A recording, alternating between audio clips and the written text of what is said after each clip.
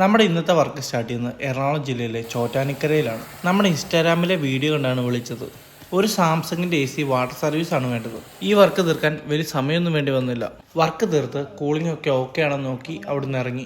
പിന്നെ നേരെ പോയത് ഫോർട്ട് കൊച്ചിക്കാണ്. ഞങ്ങൾ ജങ്കാറാണ് ചൂസ് ചെയ്തത്. ഇവിടെ എത്തി 8 AC നോർമൽ സർവീസ് എന്നാണ് ആദ്യം പറഞ്ഞത്.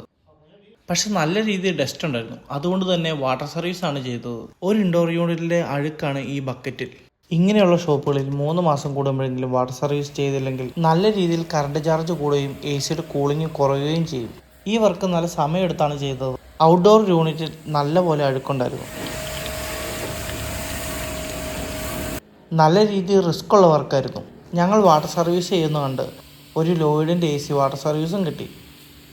അതും ചെയ്ത് കഴിഞ്ഞപ്പോഴത്തേക്ക് രാത്രി 10 മണി കഴിഞ്ഞായിരുന്നു. അപ്പോഴെങ്കിലും ഇറങ്ങിയതുകൊണ്ട് ലാസ്റ്റ് ജങ്കാറ് കിട്ടി.